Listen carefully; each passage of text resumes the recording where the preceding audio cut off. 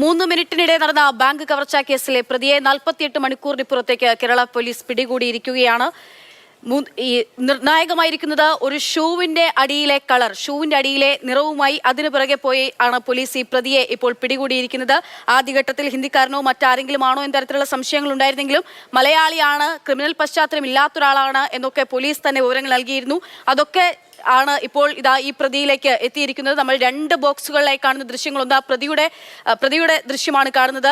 പ്രതിയെ പോലീസ് പിടികൂടിയതിനു ശേഷമുള്ള ദൃശ്യം. രണ്ടാമത്തെ ബോക്സിലായി നമ്മൾ കാണുന്ന ദൃശ്യം എന്ന് പറയുന്നത് പ്രതിയുടെ വീടാണ്, അയാളുടെ വീടാണ്. വലിയ കടബാധ്യതയുണ്ടായിരുന്നു. ആ കടബാധ്യത തീർക്കാനായിട്ടാണ് ഈ മോഷണം നടത്തിയതെന്നാണ് അയാൾ പോലീസിനോട് പറഞ്ഞിരിക്കുന്നത്. 49 ലക്ഷം രൂപയുടെ കടമുണ്ട്. 47 ലക്ഷം രൂപയായിരുന്നു ഈ ബാങ്കിൽ ഇയാൾ കവർച്ച നടത്തുന്ന സമയത്ത് ആ ബാങ്കിൽ ലോക്കറിൽ ഉണ്ടായിരുന്ന 47 ലക്ഷമായിരുന്നു.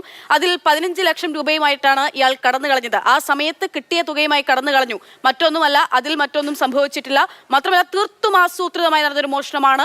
പ്രതിയെ പിടികൂടാൻ അത്രമേൽ വെല്ലുവിളികളും സങ്കീർണതയും നിറഞ്ഞതായിരുന്നു ഈ ഒരു മിഷൻ എന്നുള്ള കാര്യവുമാണ് പോലീസ് ഇപ്പോൾ വ്യക്തമാക്കിയിരിക്കുന്നത്. രാഗിൻ പോലീസ് സ്റ്റേഷന് മുൻപിൽ നിന്ന് വിവരങ്ങളുമായി ചേരുകയാണ്. രാഗിൻ, എന്തായാലും കേരളം നടുങ്ങിയിട്ടുള്ള ഒരു മോഷണമായിരുന്നു. പട്ടാപ്പകൽ 3 മിനിറ്റിൽ ഒരു ബാങ്കിൽ കവർച്ച നടക്കുന്നു എന്നുള്ളത് SP സൂചിപ്പിച്ച പോലെ തന്നെ എത്രയും പെട്ടെന്ന് ആ പ്രതിയെ പിടികൂടണമെന്നുള്ളത് കേരളത്തിന്റെ ആവശ്യം കൂടിയായിരുന്നു. അതിനായിട്ടാണ് ഇപ്പോൾ പ്രതിയിലേക്ക് എത്താൻ പോലീസിന് സാധിക്കുകയും ചെയ്തിരിക്കുന്നത്. ഇയാൾ കാര്യങ്ങളൊക്കെ സമ്മതിച്ചു കഴിഞ്ഞിരിക്കുന്നുണ്ട്. പുതിയ വിവരങ്ങൾ എന്താണ്?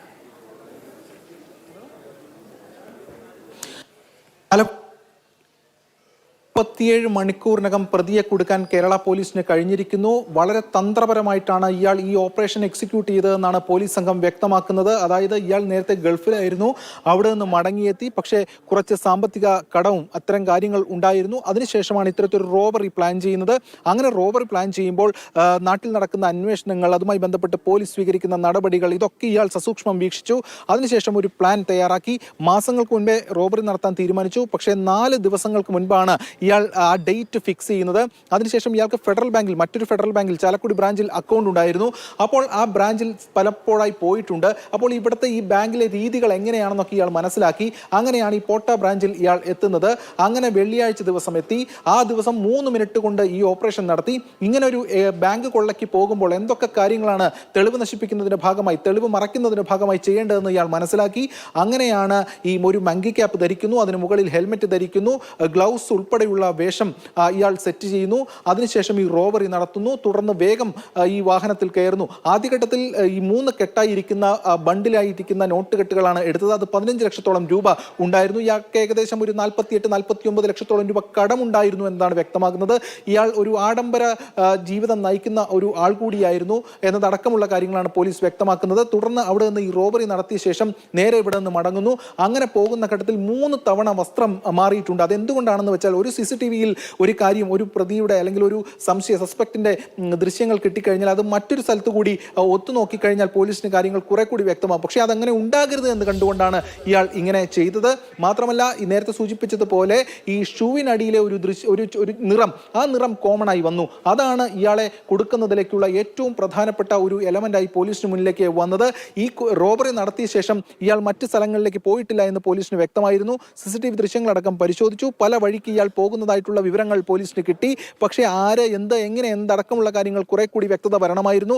അതിലേക്കുള്ള പരിശോധനകൾ നടത്തിയപ്പോഴാണ് ഇത്തരത്തിൽ പല സമയത്തൊക്കെ തന്നെ വസ്ത്രം മാറുകയും അതോടൊപ്പം തന്നെ ഈ ബൈക്കിന്റെ റിയർ വ്യൂ മിറർ അത് ആദ്യഘട്ടത്തിൽ ഉണ്ടായിരുന്നില്ല, പിന്നീട് അത് ഉണ്ടാകുന്നു. അങ്ങനെ CCTV-യിൽ സാധാരണ ഒരു വാഹനത്തിൽ കാണുമ്പോൾ അത് ഉണ്ടായതായി കാണുന്നു, പിന്നീട് അത് ഉണ്ടാകുന്നില്ല എന്ന് മനസ്സിലാകുന്നു. അങ്ങനെ തെറ്റിദ്ധരിപ്പിക്കുന്ന രീതിയിൽ കുറേ ഇട്ട് ഇത്തരത്തിൽ ചുറ്റിക്കറക്കുന്ന തലത്തിലാണ് ഇയാൾ കാര്യങ്ങൾ പോയത്.